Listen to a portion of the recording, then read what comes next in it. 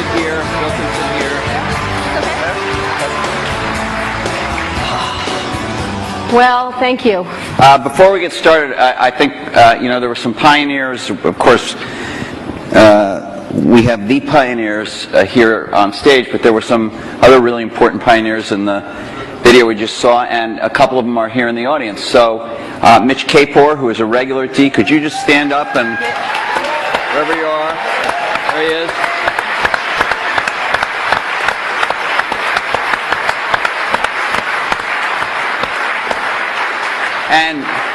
And Fred Gibbons, who has not come to D before but is here tonight. Fred. There's Fred. Right there. And I don't know if he's in the room, but I do want to recognize our fellow journalist Brent Schlender from Fortune, who did the last, to my knowledge, the last joint interview these guys did. It was not on a stage, but it was a Fortune magazine interview. Brent, I don't know if you're in the room. If you are, can you stand? Maybe he's way back there. Way over there.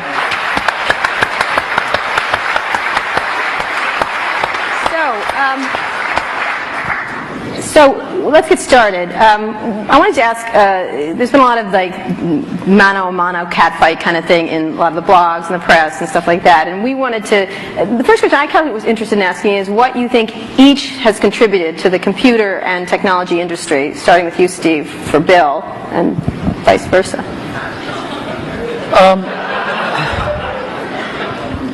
Bill built the first software company in the industry, and I think he built the first software company before anybody really in our industry knew what a software company was, except for these guys. And that was huge.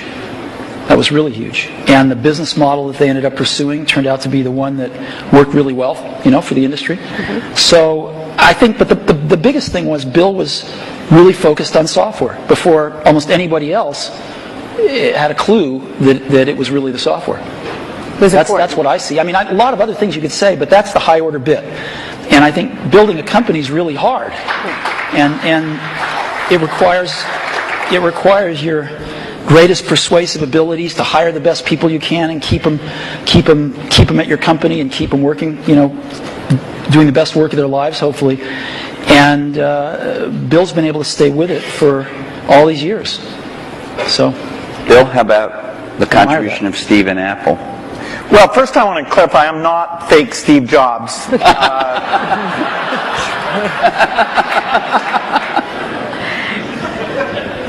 What Steve's done is quite phenomenal. If you look back to 1977, that Apple II computer, the idea that it would be a mass market machine, the bet that was made there by Apple uniquely, there were other people with products, but the idea that this could be an incredible, empowering phenomena, Apple pursued that dream.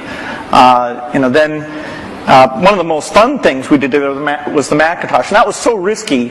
And people may not remember that Apple really bet the company. Mm-hmm. Lisa hadn't done that well, and some people were saying, okay, that general approach wasn't good.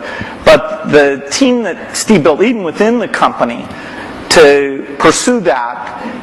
Even some days it felt a little ahead of its time. I don't remember that Twiggy disk drive. 128K. Yeah. The Twiggy disk drive. Yes. Steve gave a speech once, which is one of my favorites, where he talked about, in a certain sense, we build the products that we want to use ourselves. So he's really pursued that with incredible taste and elegance that has had a huge impact on the industry, and his ability to always come around and figure out where that next bet should be has been phenomenal. Apple literally was failing when Steve went back and reinfused the innovation and risk-taking that have been phenomenal. So the industry's benefited immensely from his work. We've both been lucky to be part of it, but I'd say he's contributed as much as anyone. We've also both been incredibly lucky to have had great partners that we started the companies with, and we've attracted great people. I mean, so everything that's been done at Microsoft and at Apple has been done by just remarkable people. none of which are sitting up here, today. Well, not us. Well, you're sort of the not us. And You're in a way you're the stand-ins for all those other people. In a way, we are. In a very tangible way. So Bill mentioned the Apple II in 1977 and 30 years ago, and there were a couple of other computers with which were aimed at the idea that average people might be able to use them. And looking back on it, a really average person might not have been able to use them by today's standards, but it certainly broadened the base of who could use computers. I actually looked at an Apple ad from 1978. It was a print ad that shows you how ancient it was, and it said thousands of people have discovered the Apple computer. Thousands of people.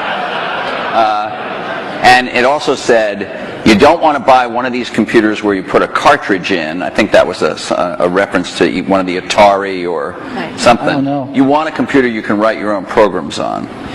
And so the world, and obviously people We had still some very strange ads back then. We had one where it was in a kitchen, and there was a woman that looked like the wife, and she was typing in recipes on the computer with the husband looking on approvingly in the back. Stuff like that. Yeah, how did that work for you? I don't think well. So, but just think back to, I know that you started Microsoft prior to 1977. I think Apple started the year before in 76. Microsoft in 74 was when we started writing 75. And then we did shipped the BASIC in 75. Okay. Most people, some people here, but I don't think most people know that there was actually some Microsoft software in that Apple II computer. Do you want to talk about what happened there, or how that occurred? Yeah, there had been the Altair and a few other companies, actually about 24 that had done various machines, but the 77 group included the PET, TRS-80, Commodore. and Commodore PET, TRS-80, and the Apple II.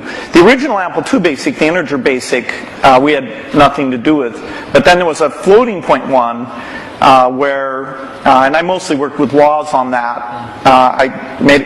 Let me tell this story.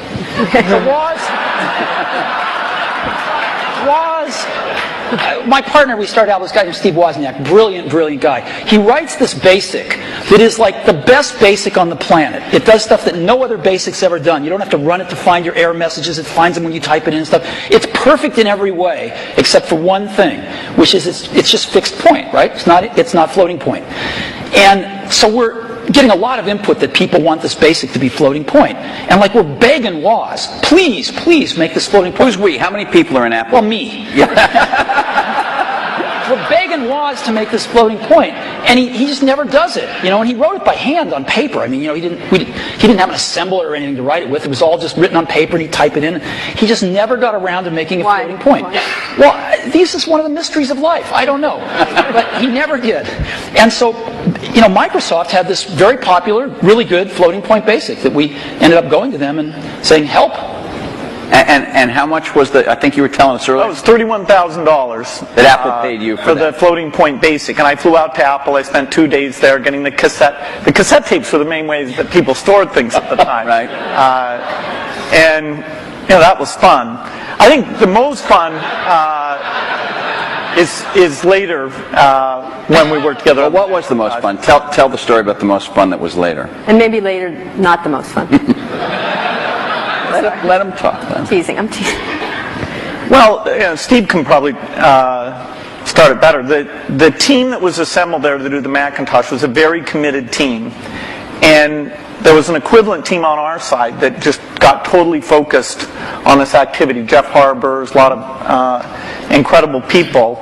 And we really had bet our future because on the Macintosh being successful, and then hopefully graphics interface in general being successful, but first and foremost the thing that would popularize that being the Macintosh.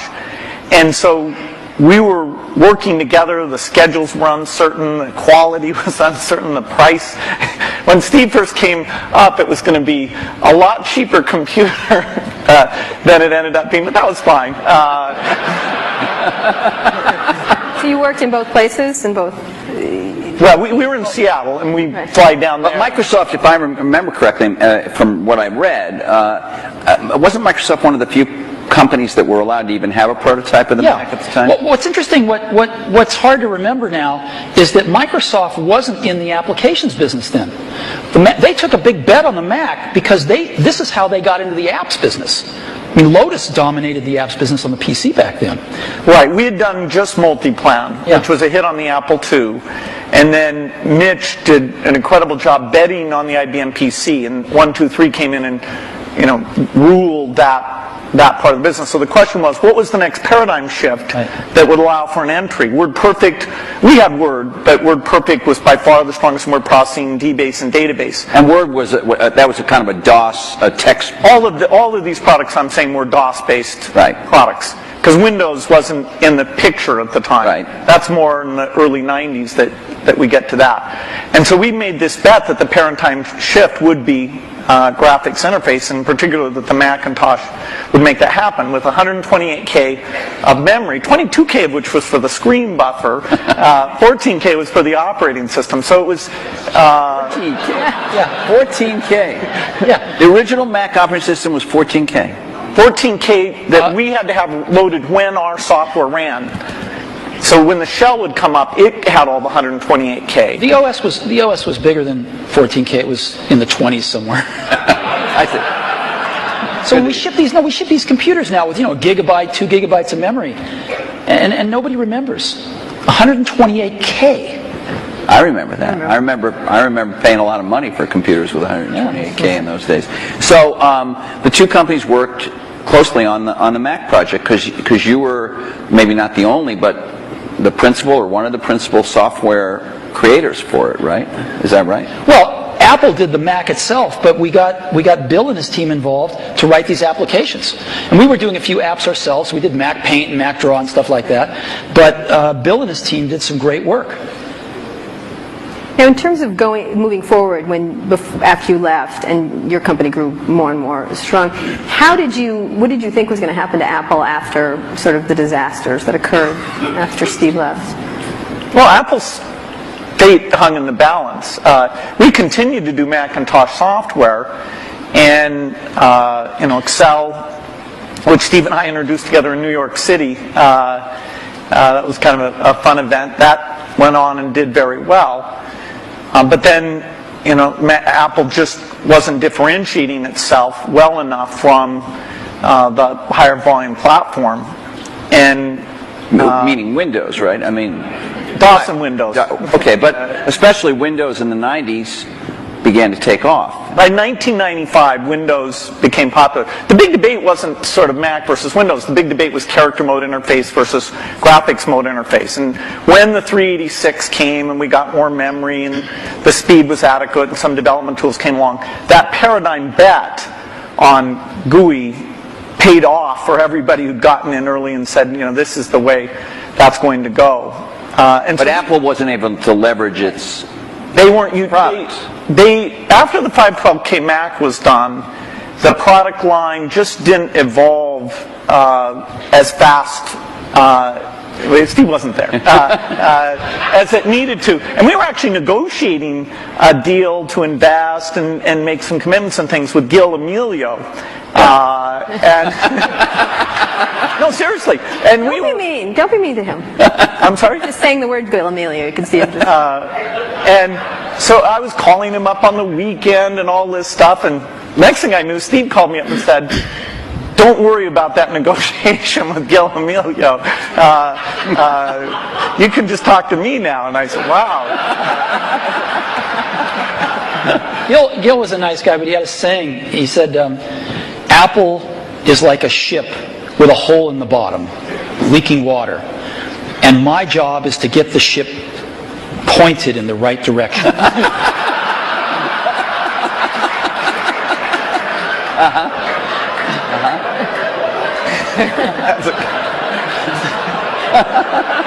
Okay. So, and meanwhile, through all this, I want to get back to the thing we saw in 1997 at Macworld there, but Windows was just going great guns. I mean, Windows 95, to whatever extent earlier versions of Windows had not had all the features, all the GUI stuff that the Mac had, Windows 95 really was an enormous, enormous leap. Yeah, Windows 95 is when graphics interface became mainstream and when the software industry realized, wow, this is the way applications are going to be done. And it was amazing that it was ridiculed sort of in 93, 94. It was not mainstream. And then in 95, the debate was over. It was kind of just a common sense thing. And it was a combination of hardware and software maturity getting to a point that people could see it. So, I don't want to go through every detail, the whole history of how you came back, but Thank you. But you in that video we all saw, you said you had decided that it was destructive to have this competition with Microsoft. Now, obviously, Apple was in a lot of trouble, and I presume that there was some tactical or strategic reason for that, as well as just wanting to be a nice guy, right? I mean, You know, Apple was in very serious trouble, and what was really clear was that if the game was a zero-sum game where for Apple to win, Microsoft had to lose, then Apple was going to lose. But a lot of people's heads were still in that place. Why was that from your perspective? Well, a lot of people's heads were in that place at Apple, and even in the customer base, because, you know, Apple had invented a lot of this stuff, and Microsoft was being successful, and Apple wasn't, and there was jealousy and this and that. There was just a lot of reasons for it that don't matter. But the net result of it was there were too many people at Apple and in the Apple ecosystem playing the game of, for Apple to win, Microsoft has to lose. And it was clear that you didn't have to play that game, because Apple wasn't going to beat Microsoft. Apple didn't have to beat Microsoft. Apple had to remember who Apple was, because it had forgotten who Apple was. And so to me it was pretty essential to break that paradigm. And it was also important that, you know, Microsoft was the biggest software developer outside of Apple developing for the Mac. And so, you know, it was just crazy what was happening at that time, and Apple was very weak, and so I called Bill up and we tried to patch things up. Yeah, and since that time we've had a team that's fairly dedicated to doing the Mac applications, and they've always been treated kind of in a unique way so that they can have a pretty special relationship with Apple. And that's worked out very well. In fact, every couple years or so there's been something new that we've been able to do on the Mac, and we have a great business for us.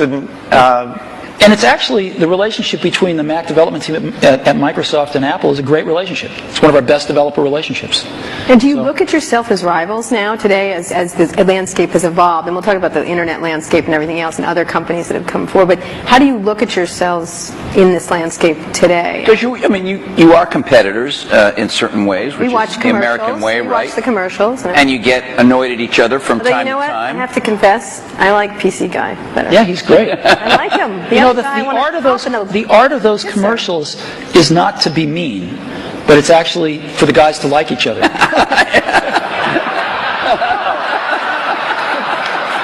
Thanks. PC Guy is great. I like He's got a big heart. His mother loves him. His mother loves him. I'm telling you. I like PC Guy totally much better. Wow. I do. I don't know why. He's endearing. The other guys PC Guy is what makes it all work. Actually. Yeah. All right. It's worth thinking about. So how do you look at yourselves? Let me just ask you, Bill. Obviously, Microsoft is a much larger company here in many more markets, many more types of products than Apple is.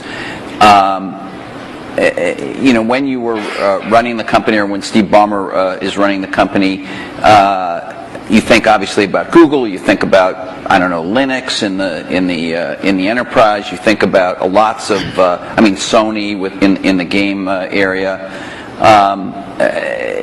How often is Apple on your radar screen at Microsoft in a business sense?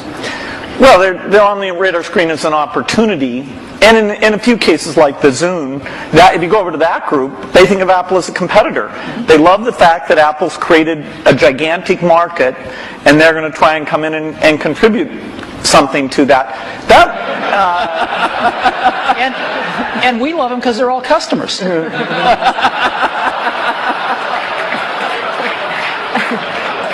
I have to tell you, I was actually told by Jay Allard, I'm serious, that because of the nature of the processor, the development platform they used to develop a lot of the software for the Xbox 360 was Macs. And he claimed that at one point they had placed the biggest order for whatever the Mac Tower was at the time of anybody, and it was Microsoft. I don't know if it was the biggest, but yeah, we had the same processor, essentially, that the Mac had. This is one of those great ironies. They were switching away from that processor while the Xbox 360 was adopting it, but for good reasons, actually, in both cases, because we're not in a portable application, and that was one of the things that processor roadmap didn't have. But yes, we did. It shows pragmatism, but we try and do things that way. So that was the development system for the early people getting their software ready for the introduction of Xbox 360. And we never ran an ad on that. I see. Admirable restraint. That's wonderful. There were hundreds of them. Steve is so known for his restraint.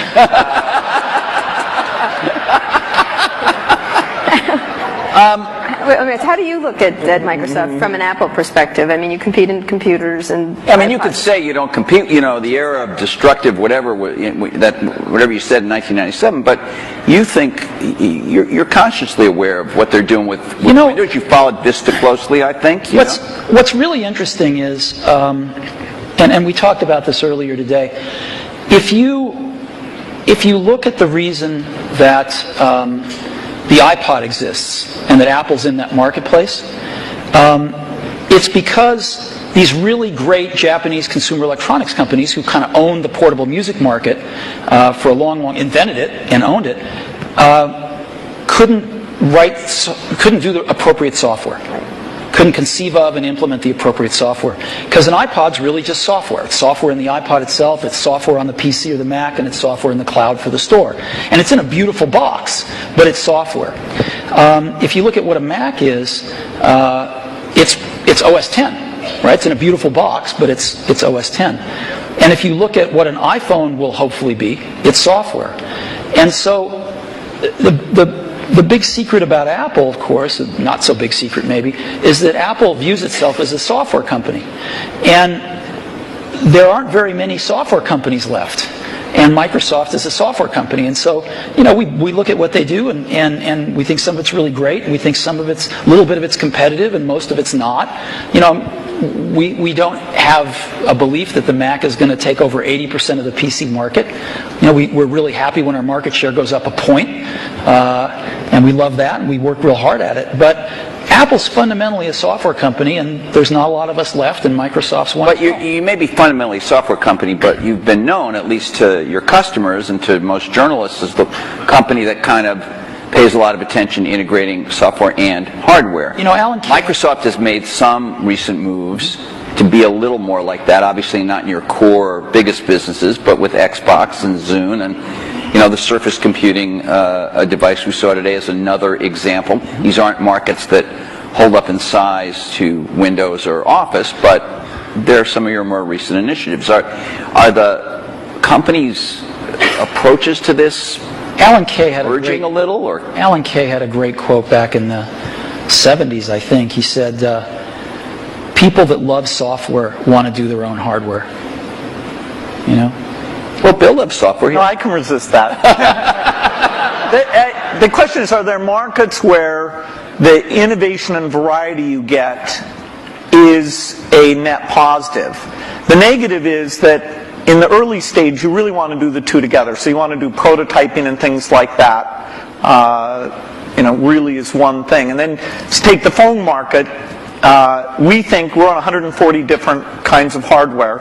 We think it's beneficial to us that even if we did a few ourselves, it wouldn't give us what we have through those partnerships. Likewise, if you take the robotics market, very undeveloped. We have over 140 all tiny volume robots using Microsoft software, and the creativity, building toys, security things, medical things. We love the innovation and the ecosystem that's going to grow up, who knows when, but we're patient around that, and we'll have a great asset with this robotic software platform. So there are things like PC, phone, and robot where the Microsoft choice is to go for the variety. It's great. For them, they do what works super well for them. And there's a few markets like Xbox 360, Zune, and this year we have two new ones, the Surface thing and this round table, which is the meeting room thing, where we'll actually, through subcontractors, but it's the P&L on the risk and all that for the hardware. The design is completely a Microsoft thing. The round table, is that something you've announced, or were you just... We've shown prototypes of it. That's the thing where it's got the 360-degree cameras and all those. It's like Cisco has something in that market, and HP too, right? Well, HP has a very high-end thing that's a tiny bit like it. But anyway. All right. Do you ever regret... Was there something you might have wanted to do differently? And maybe you feel like this happened after you left Apple. Something you might have done differently that where you could have had a much bigger market share for the Mac?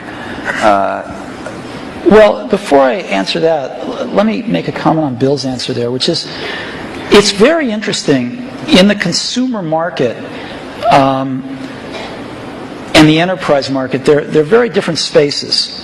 And in the consumer market, at least, I think one can make a pretty strong case that outside of Windows on PCs, it's hard to see other examples of the software and hardware being decoupled working super well yet. It might in the phone space over time. It might.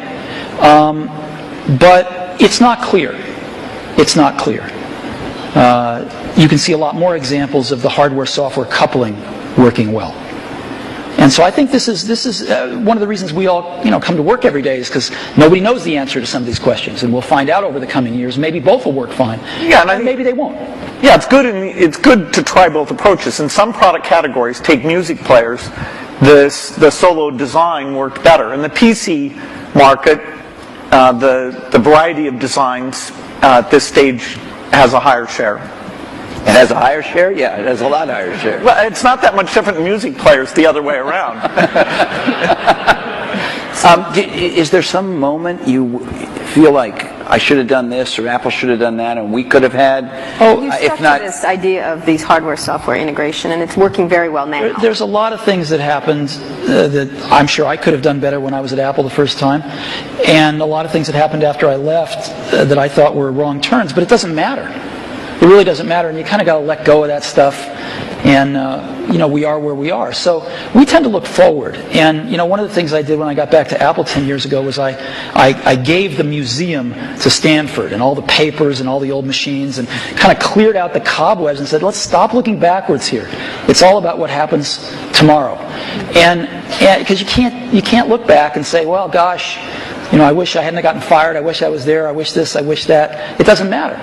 And so let's go invent tomorrow, rather than worrying about what happened yesterday. Let's talk about, we're going to talk a little bit about tomorrow, but let's talk about today, the landscape of how you see the different players in the market and how you look at what's developing now. What has surprised both of you since having been around for so long and still very active in everything? I mean, your companies are still critically key companies, but there are many, many companies that are becoming quite powerful. How do you look at the landscape at this moment and what's happening, especially in the internet space? I think it's super healthy right now. I think there's a lot of young people out there building some great companies who want to build companies, who aren't just interested in starting something and selling it to one of the big guys, but who want to build companies. And I think there's some really exciting companies getting built out there. Some next generation of stuff that some of us play catch up with, and some of us find ways to partner with and things like that. But there's a lot of activity out there now, wouldn't you say? Yeah, I'd say it's a healthy period. Yeah. The notion of what the new form factors look like, what natural interface can do, the ability to use the cloud, the internet, to do part of the task in a complementary way to the local experience. There's a lot of invention that the whole approach of startups, the existing companies who do research,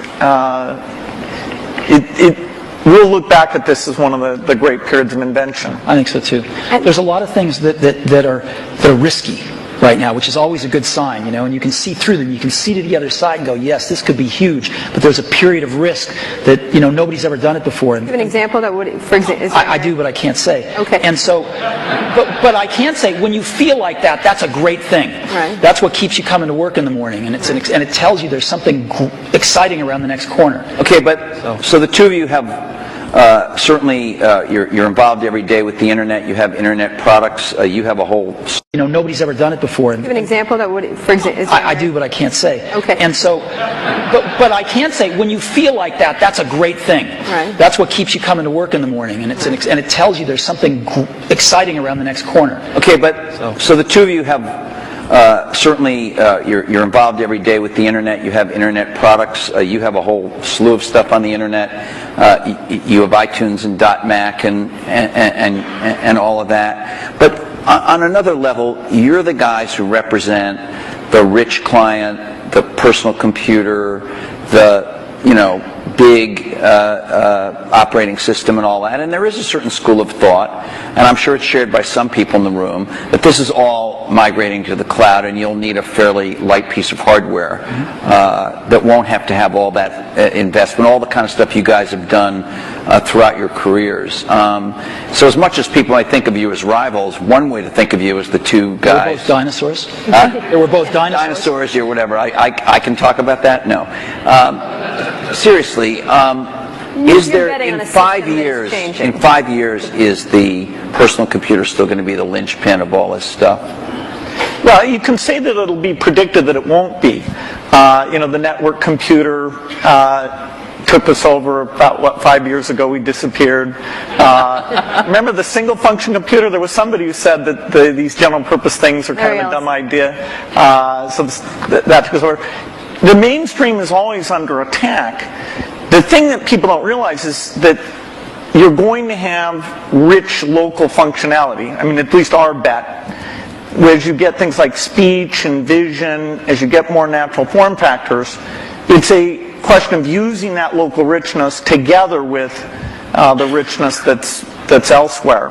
And as you look at the device, say, that's connecting to the TV set or connecting in the car, there are lighter weight hardware internet connections. But when you come to the full screen, rich, edit the document, create things, I think we're nowhere near where we can be on making that stronger.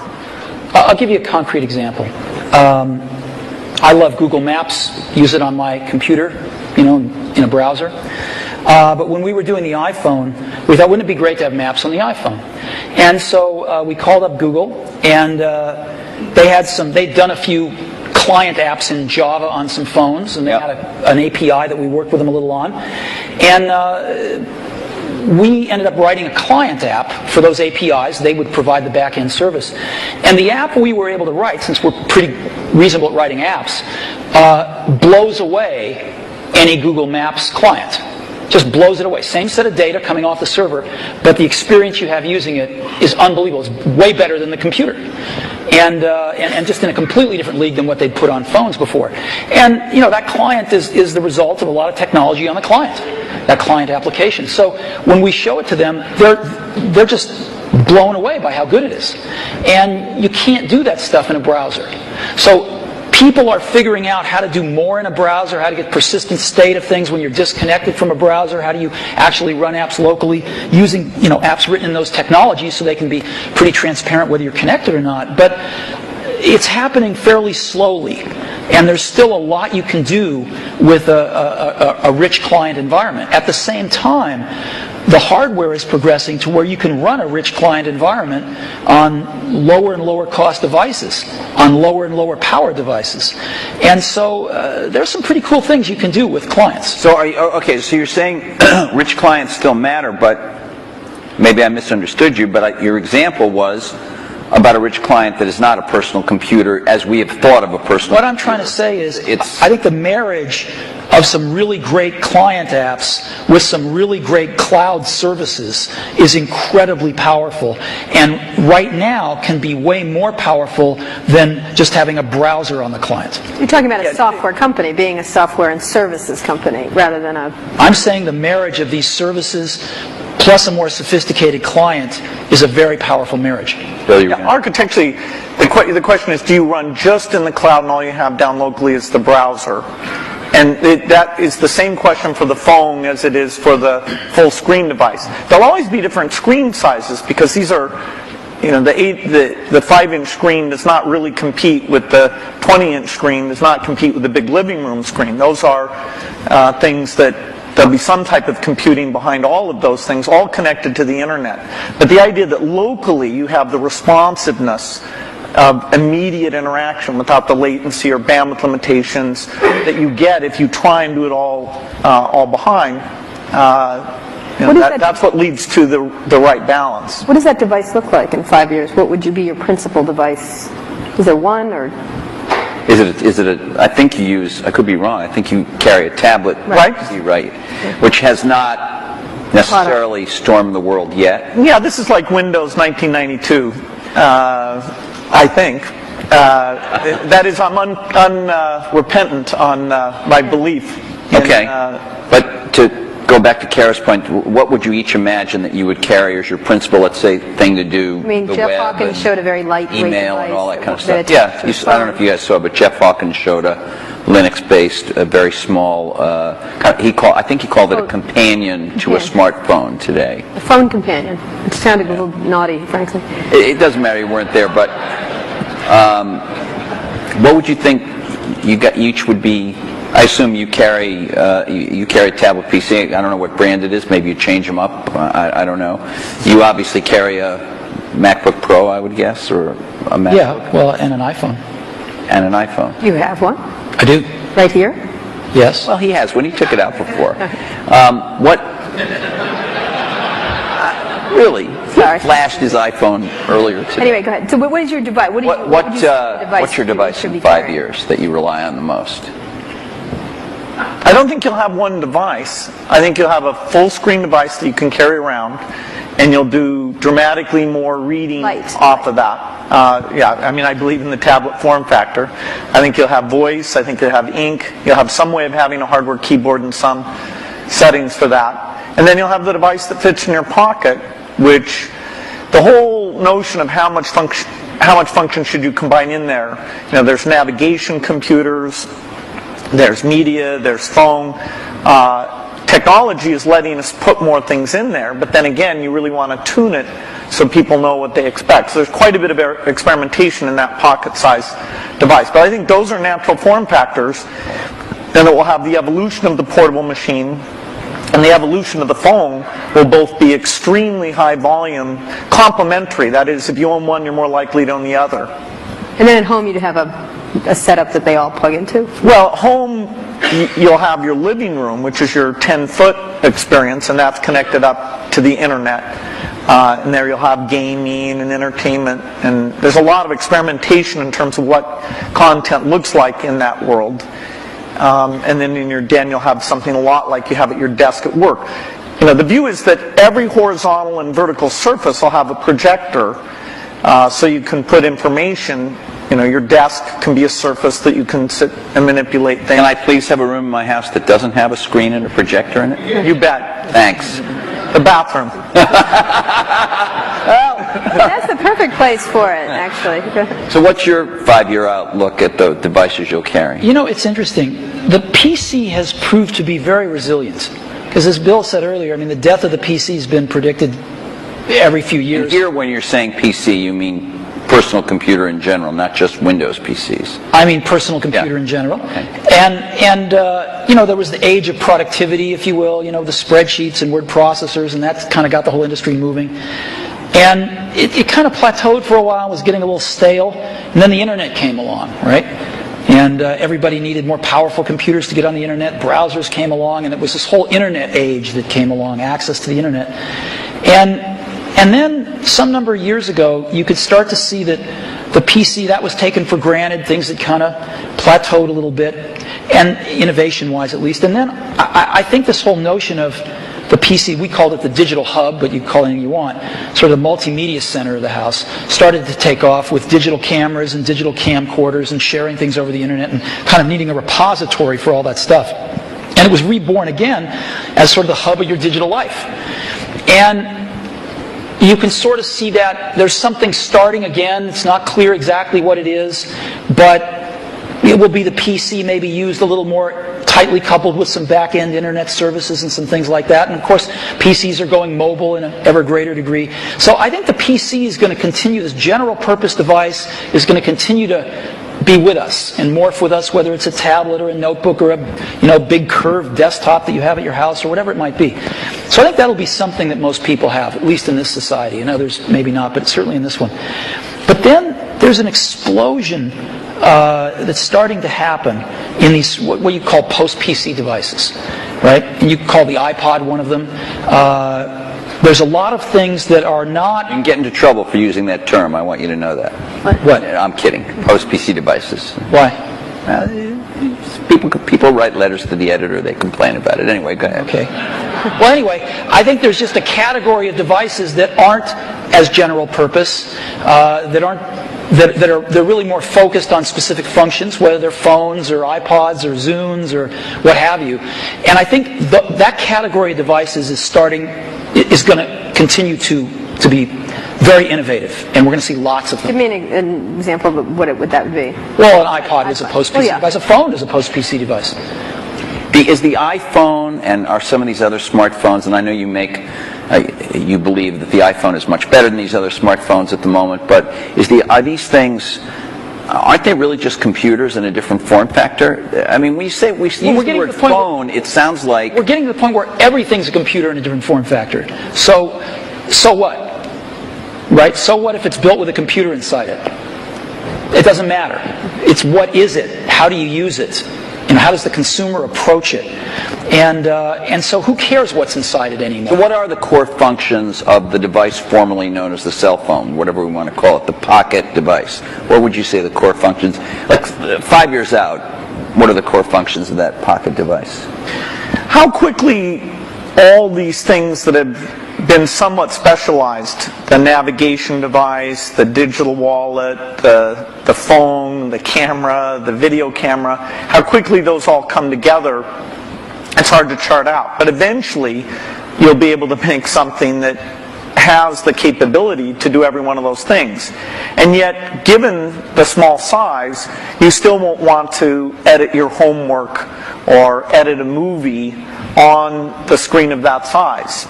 And so you'll have something else that lets you do the reading and editing and those things. Now, if we could ever get a screen that would just roll out like a scroll, then you might be able to have the device that did everything. Well, in the very first D conference, we had these guys from E-Ink here. Yeah. I'm sure you've both talked to them.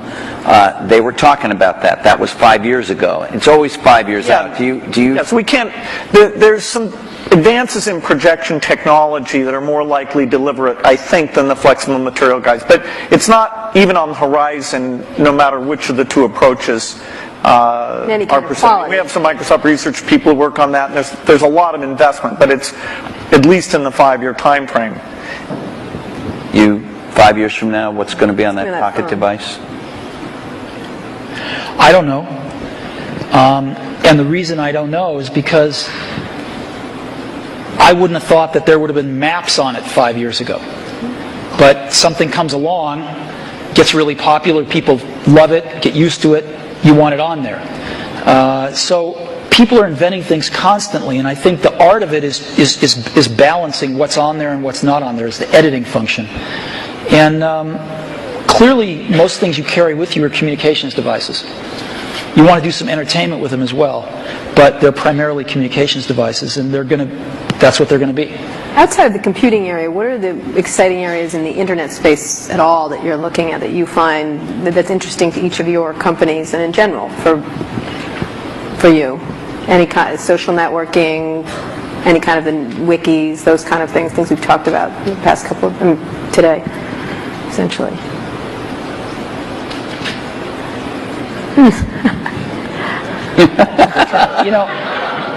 We're working on some things that I can't talk about. Again, yeah. But there used very beautiful. There used to be a saying, isn't it, at Apple? It's going to blow us away, though. Blow us when away. You can't Wow. It's there great. used to be a saying at Apple, isn't it funny, a ship that leaks from the top? So, that's kind of like a sweater without sleeves is a vest. I don't get that. that was what they used to say about me when I was in my 20s. Okay. There's a zillion interesting things going on the internet. The most interesting things to me are these incredible new services that people are bringing up. And Surrounding entertainment, or there's a lot of them surrounding entertainment, but there's a lot of them that have to do with just sort of figuring out how to navigate through life a little more efficiently. And I think, it's really great when you show somebody something and you don't have to convince them they have a problem that this solves. They know they have a problem. You can show them something, they go, oh my God, I need this. And I think you're going to see a lot of things like that happen over the next year or two. Do you, you obviously have a very large internet business with iTunes, and you sell a lot of stuff on the in the Apple Store, but you were early with this idea that when you bought a computer from Apple, you had this kind of internet service back end, and it was called .Mac, and I think a lot of people feel you haven't developed it very much. I couldn't agree with you more, and we'll make up for lost time in the near future. And in your case, you obviously have huge things like Hotmail, for instance, which is, I guess, and Windows Messenger, which are both widely used, and I don't even know how many users. A gazillion. Huge numbers. But on the other hand, you haven't, as Steve Ballmer was talking about today, you have other people have much stronger positions in things like search and other parts of the internet. So, are you guys, because you are the personal computer companies that are best associated with that, not as nimble as some of these competitors at this point? Do you worry about not being as nimble, both of you? I mean, obviously Microsoft's a much bigger company, but you're a big company.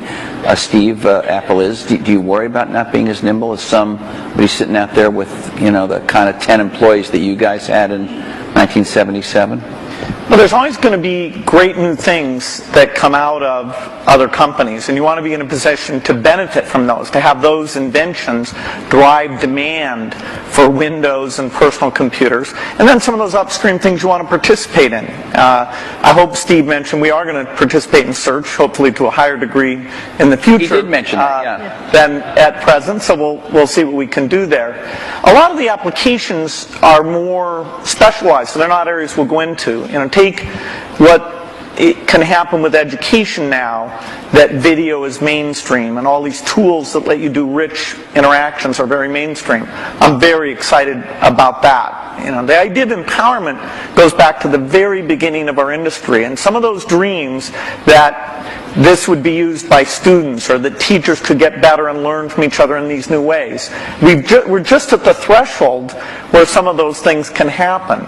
And yes, our companies can contribute to that, but as a whole, it's the ecosystem jumping on and building on each other where you can finally say, finally technology did something for education. See, I look at this a little bit differently, which is we're not trying to do a lot of this stuff because it's not what we do. We don't think one company can do everything. So you've got to partner with people that are really good at stuff.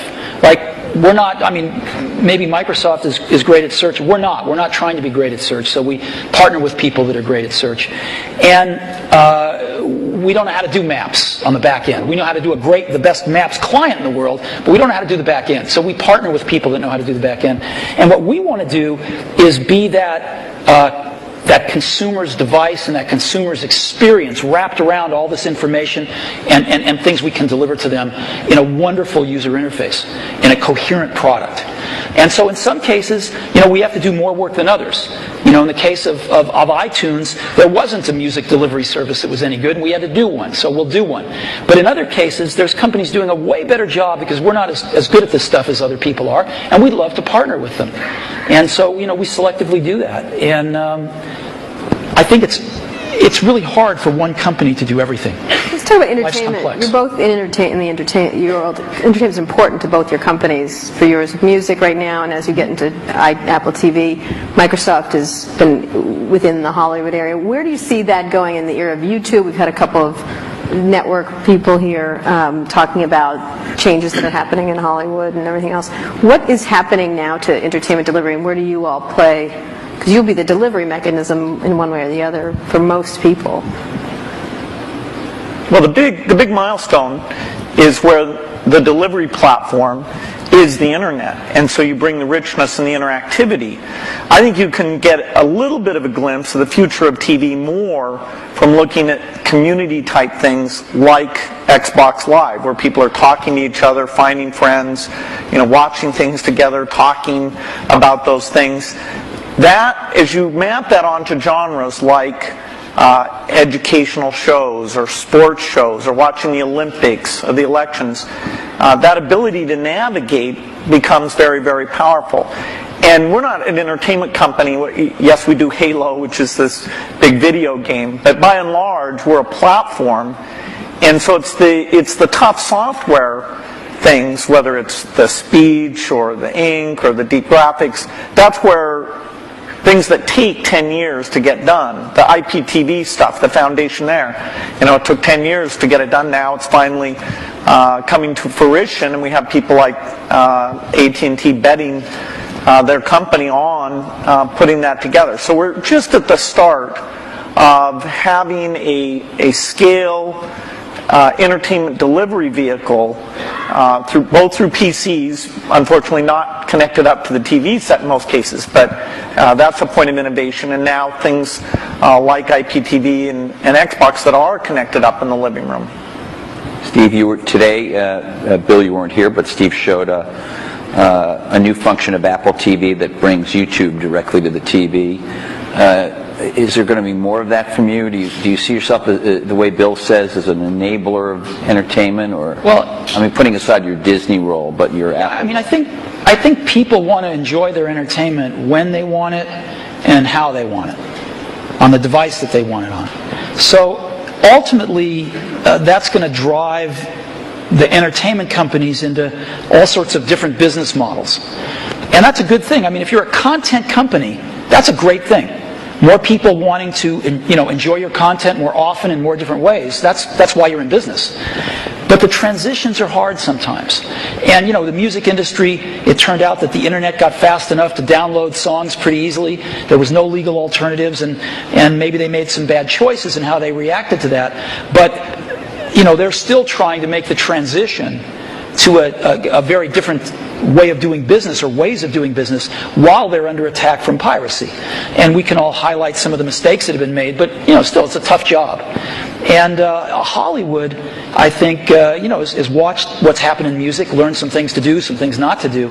But they're still trying to map this out. How do they make some of these transitions, some new business models, different platforms, allowing their customers way more freedom on when they want to watch stuff and how they want to watch it? And I think there's a tremendous amount of experimentation and thought going on that's going to be good. That's going to be really good if you're a content owner. Can I ask about the user interface of the personal computer for a minute? Vista has just come out, which is your best version of Windows you've done, has some UI improvements in it. You're about to do yet another version of the Mac OS called Leopard in the fall, which, from what you've shown publicly, at least so far, has some improvements. But fundamentally, these are still the kind of file icon, folder icon, drop-down menu. I know I'm minimizing. There's a lot of other things. There's gadgets and widgets and all kinds of other cool things in there now. But you can see that it's still all built on what you started with, what Xerox did research on. Is there in the offing in the next 4 or 5 years, is it possible there's a new paradigm for organizing the user interface of the personal computer? Let's leave cell phones and things out for a minute, but just the personal computer, Bill. One of the things that's been anticipated for a long time is when 3D comes into that interface. And there was a lot of experimentation, sites on the internet where you kind of walk around and meet people. But in fact, the richness, the speed, it just didn't sustain itself. Now we're starting to see with some of the mapping stuff, a few of the sites, that the quality of that graphics, the tools and things are getting to the point where 3D can really come in. So I definitely say that when you go to a store, bookstore, you'll be able to see the books lined up, the way you might be interested in, or lined up the way they are in the real store.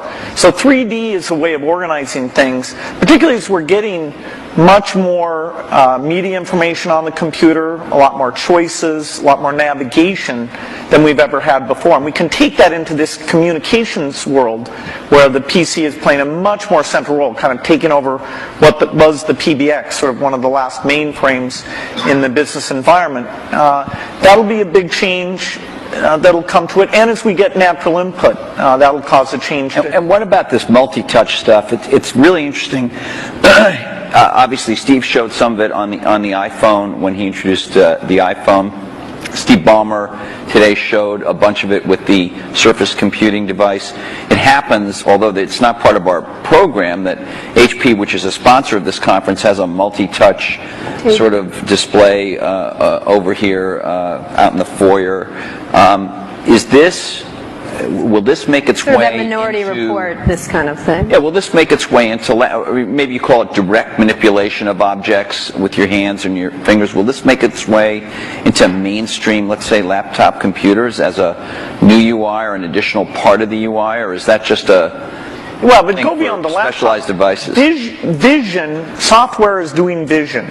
And so, imagine a game machine where you just can pick up the bat and swing it, or the tennis racket and swing it. Yeah, we have one of those. No, that's not it. You can't pick up your tennis racket I see what you mean, and swing it. Right. You can't sit there with your friends and do those natural things. That's a 3D positional device. This is video recognition. This is a camera seeing what's going on. And, in a meeting, like you're on a video conference, you don't know who's speaking when they're audio only, things like that. The camera will be ubiquitous. Now, of course, we have to design it in a way that people's expectations about privacy are handled appropriately, but software can do vision, and it can do it very, very inexpensively. And that means this stuff becomes pervasive. You don't just talk about it being in a laptop device. You talk about it being part of the meeting room or the living room, but on the laptop, the way that, maybe I'm wrong, maybe this is what we have is great and we don't need any new big radical change. But when I turn on my laptop, whether it's my Vista laptop or my Mac laptop, there have been improvements, but it's a lot like it was 10 years ago. It's much better. The graphics are better and all that. You talked about that radical change. You have the mouse. For both your companies. You have the icons you move around. You have and you talked about what a big gamble it was in '84 to do that and then follow on with Windows.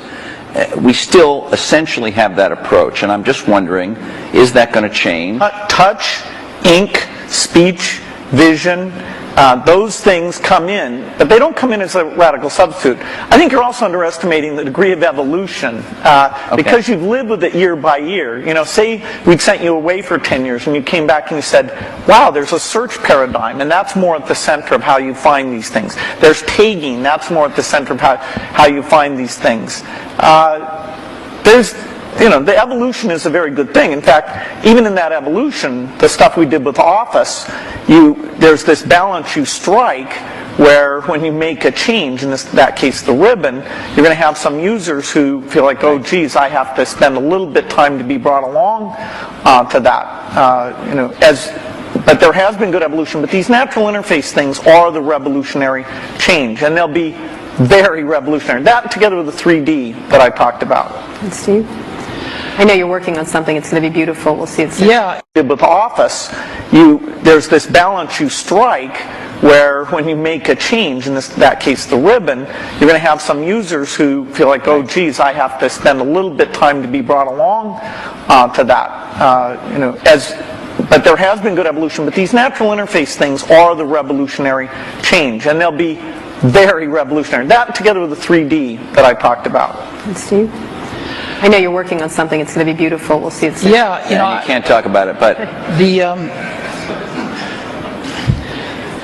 Bill discusses all his secret plans. You don't discuss any of it. I know it's not fair, but it's. I think the question of the question is a very simple one, which is how much of the really revolutionary things people are going to do in the next 5 years are done on the PCs, or how much of it is really focused on the post-PC devices. And there's a real temptation to focus it on the post-PC devices because it's a clean slate, and because there are more focused devices, and because they don't have the legacy of these zillions of apps that have to run in zillions of markets. And so I think there's going to be tremendous revolution in the experiences of the post-PC devices. And the question is how much to do in the PCs. And I'm sure Microsoft is. We're working on some really cool stuff, but some of it has to be tempered a little bit because you do have these tens of millions in our case, or hundreds of millions in Bill's case, users that are familiar with something that they don't want a car with 6 wheels. They like the car with 4 wheels. They don't want to drive with a joystick. They like the steering wheel. And so, you have to, as Bill was saying, in some cases you have to augment what exists there, and in some cases you can replace things. But I think the radical rethinking of things is going to happen in a lot of these post-PC devices. I'm going to ask a more personal question. We have just a minute before we're going to open up for questions. What's the greatest, I'm not going to call this the Barbara Walters moment and ask you what tree you'd like to be, but you would love to be Barbara Walters, let me just tell you. No, I would not. What's the greatest misunderstanding, right? Thank you, Steve, about your relationship? I mean, you're obviously going to go down in history as history books already said kind of thing. But what's the greatest misunderstanding between you and your relationship and about each other? What would you say would be this idea of catfight, this idea of which one of the many? We've kept our marriage secret for over a decade now. Canada. That trip to Canada.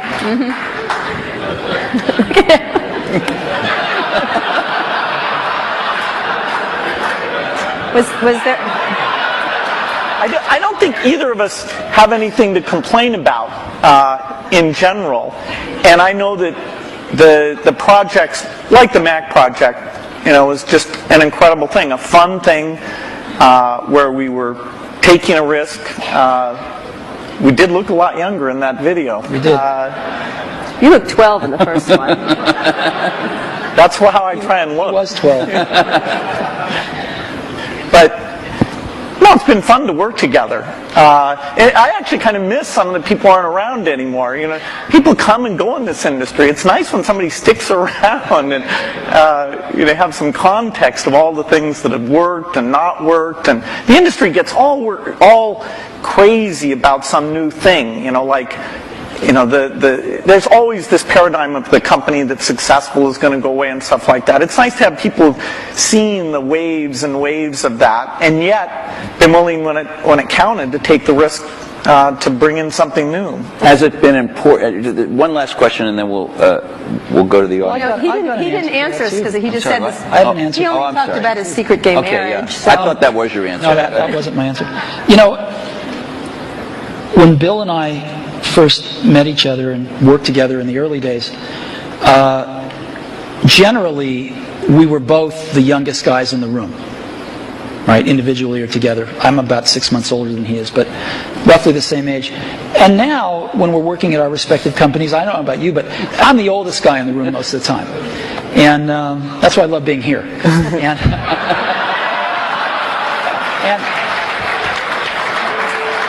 so happy to oblige. Happy to oblige. And I think of most things in life as either a Bob Dylan or a Beatles song. But there's that one line in that one Beatles song. You and I have memories longer than the road that stretches out ahead, and that's clearly true here. Well, you know what? I think we should end it there. Let's just end it there. I'm gonna have a little tear right here. Thank you. Thank you very much. Thank you so much. Thank you.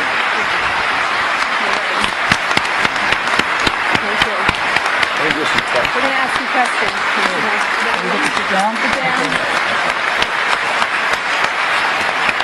Oh, standing O. Thanks. Have we ever had a standing O here? No. I don't know. The toilet. No.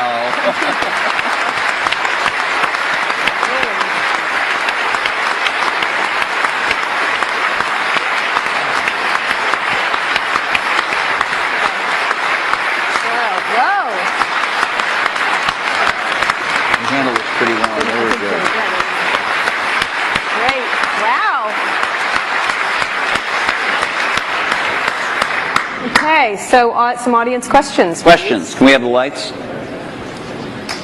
Roger Matt Roger. from Elevation Partners. Hey guys, that was incredible. Thank you very much. We've got a big election coming up next year. I'm curious if there are any issues that you see in Silicon Valley that we all ought to be focused on communicating effectively to the next potential president of the United States. That is any common ground that we share, because it's weird. You don't actually hear any issues that people are talking about right now. And I'm curious if you guys have any in mind. Yeah. Well, certainly education is one that I'd put at the top of the list. Are there technological solutions right now that they could do something about, or is that just sort of like... No, technology is going to be helpful, and more, but the way that teachers are measured and made excellent, the way that the high schools are designed, the expectations they have, it's not just a pure technology thing. It's more an institutional practice where the opportunity is, and there should be a lot of debate about the different ways of doing that. Steve? Boy, we've got some pretty big problems, and I think most of them are much bigger than anything Silicon Valley can contribute right now to solve, so hopefully some of those will get solved. I also think we underestimate how much all of our industry depends on stability. We've enjoyed a long period of stability, and we've been able to focus on technology and growing our businesses and stuff, and I think we take that for granted sometimes. One of the more interesting areas that we all suffer from, of course, is in the area of energy dependence. And there's a lot of work going on, I know, a lot of investing going on anyway. I don't know if the results are there, but a lot of investing going on in alternative energy, and maybe Silicon Valley can play a small role in some of that stuff. Are you guys investing in that area? Personally? Or? Some. Which might be a lot. And you? Exactly. $1 billion here or there. Steve? Are you investing in that area? No. Or just a Prius? Okay. Or something like Yeah, that. just appreciating it. Over there? Hi, Don Eklund, Sony Pictures. My question is really, at what point is there too much diversity? It was talked about a few times in the discussion, the fact that now microprocessors are very low cost, memory is low cost, software is ubiquitous.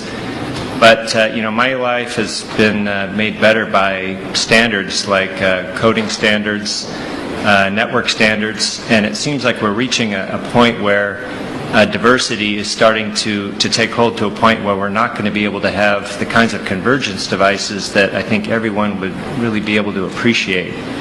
And I'm wondering, is this going to be like healthcare or mass transit, where you just can never put it back in the bottle again?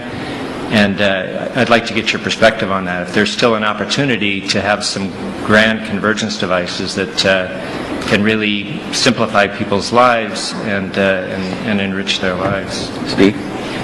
Well, I think Bill and I would agree that we can get it down to 2. No, I think it's hard to limit imagination and innovation. I think there's always going to be a bunch of new great things, and I think that's part of what we put up with to get the innovation.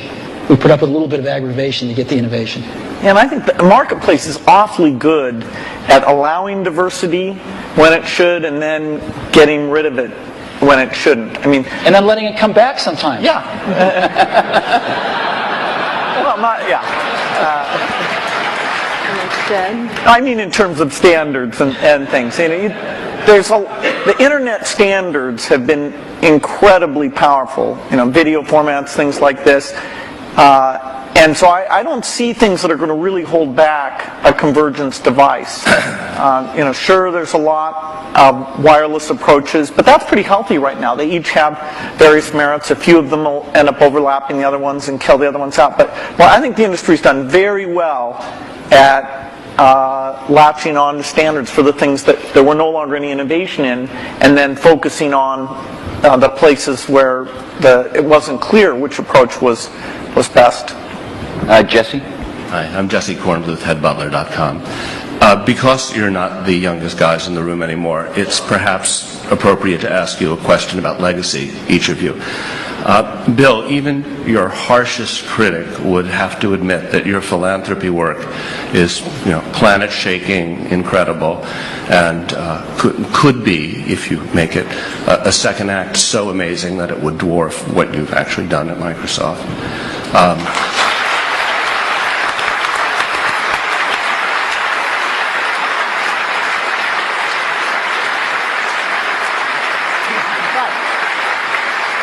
If you had to choose a legacy, what would it be? And Steve, do you look at Bill and you think, gee, that guy is so lucky. He had a company so rich with talent that he didn't have to personally, come in every day and save it. And, I wish I had the opportunity. Okay, he's not going to answer that one. Bill?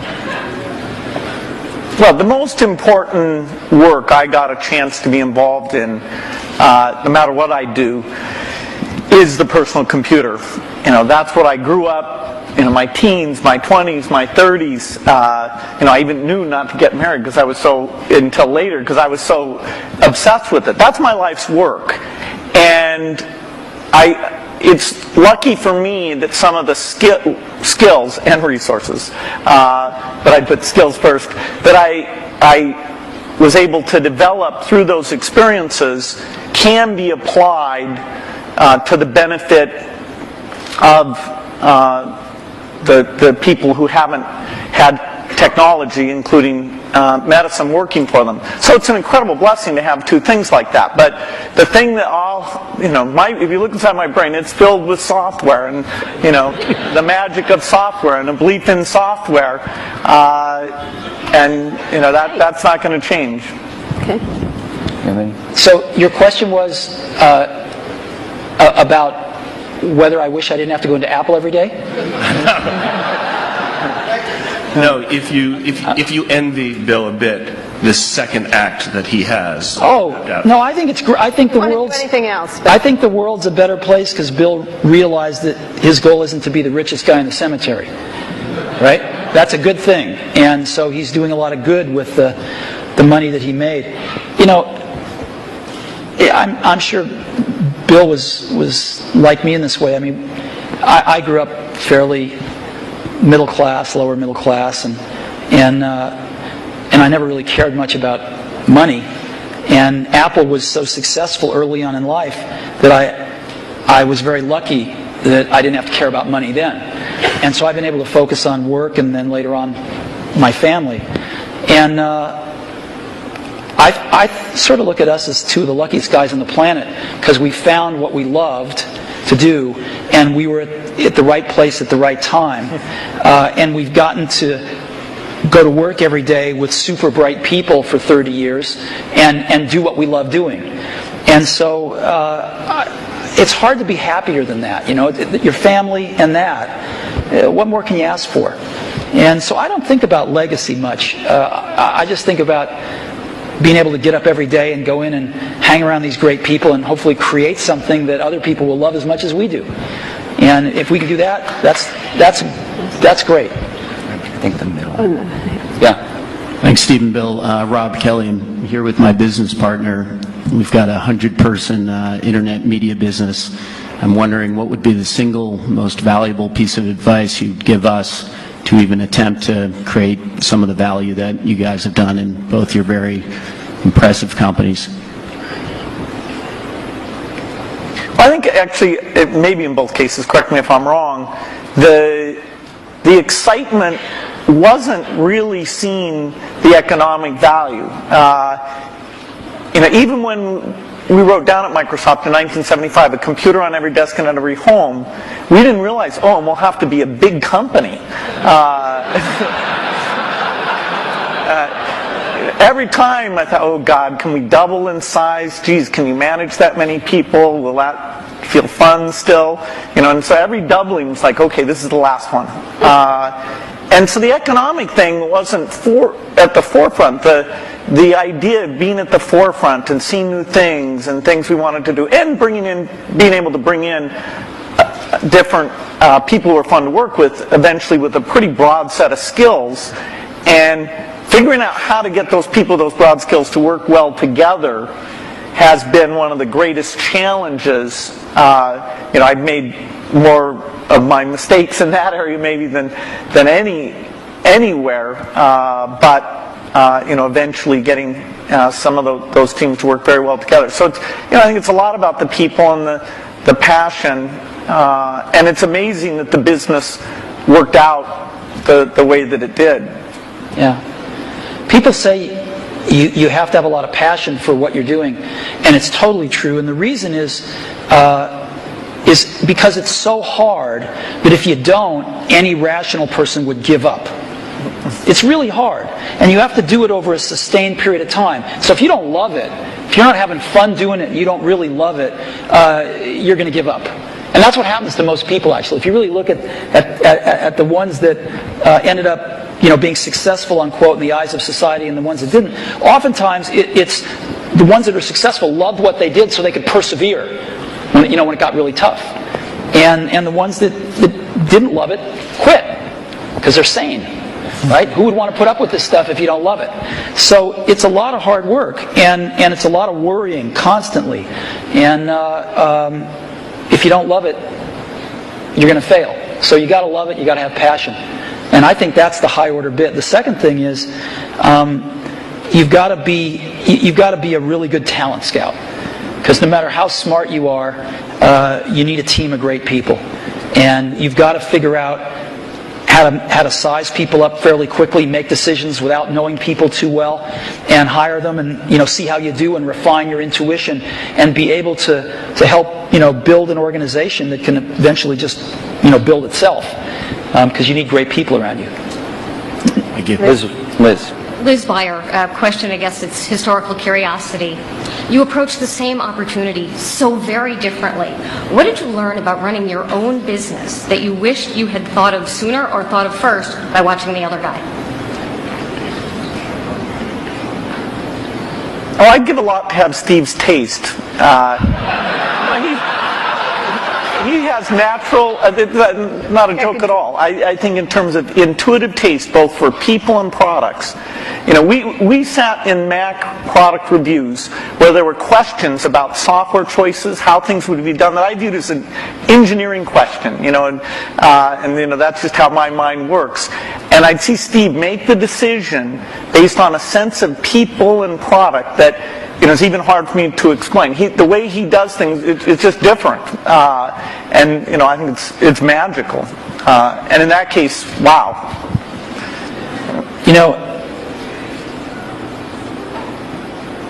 Because Woz and I started the company based on doing the whole banana, we weren't so good at partnering with people. And, actually the funny thing is Microsoft's one of the few companies we were able to partner with that actually worked for both companies. And we weren't so good at that, as where Bill and Microsoft were really good at it, because they didn't make the whole thing in the early days. And they learned how to partner with people really well. And I think if Apple could have had a little more of that in its DNA, it would have served it extremely well. And I don't think Apple learned that until, a few decades later. Last question. Is there? This over here. I'm sorry. Over here. Yeah, hi. Charlie Brenner from Fidelity Investments. In our financial services industry, we are focusing very strongly on aging and retiring baby boomers, a huge demographic. We're not that old. Oh. No, I wasn't. The question is different from what it sounds like it's going to be. But most of the innovation that we see coming from computer and internet companies is kind of youth-oriented. And I'm just wondering if there are activities going on in your companies acknowledging what's going to be happening generationally. Not true. I'll give you one example. So we started building in video cameras into almost all our computers a few years ago.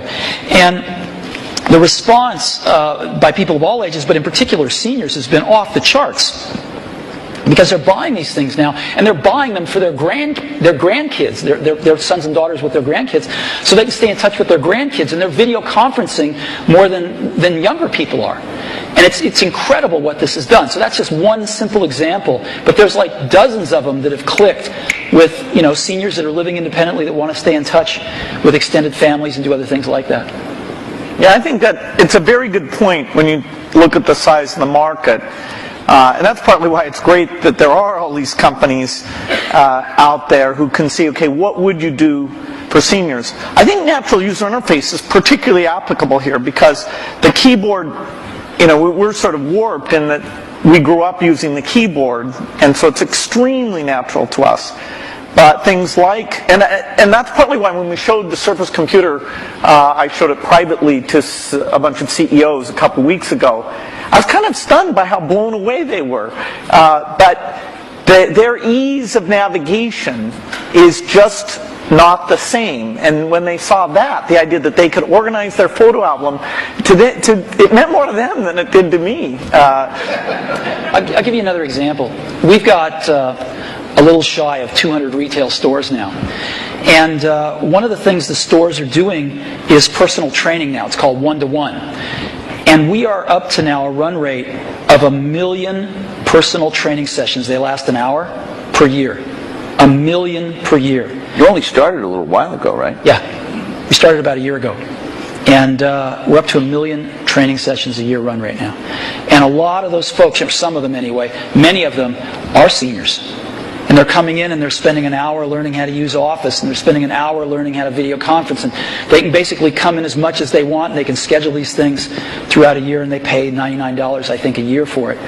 And it's been great. Last question. Now the last question over there. We all share a common science fiction experience of the metaverse or the Matrix, where we all could communicate without being in the same place. And by the way, thank you both for providing us the best platform so far to go to chat rooms or to all go to a MySpace. It's a far cry from these things that we see on Star Trek or the holodeck. What kinds of things can you imagine that are partway there that could be much better than the 3-window iChat that we might see in the next 5 or 10 years? Well, I don't think Steve's going to announce his transporter. I want Star Trek. Just give me Star Trek. No, I think short of the transporter, most things you see in science fiction are, in the next decade, the kinds of things you'll see. The virtual presence, the virtual world that both represents what's going on in the real world and represents whatever people are interested in. This movement in space as a way of interacting with the machine. I think the deep investments that have been made at the research level will pay off with these things in the next 10 years. Steve? I don't know. And that's what makes it exciting to go into work every day. Because there's, as we talked about earlier, this is an extraordinarily exciting time in the industry. And lots of new stuff happening. So, I can't even begin to think of what it's going to be like 10 years from now. Good. Thank you so much. No, thank you so much. Right. Thank you so much. It's great.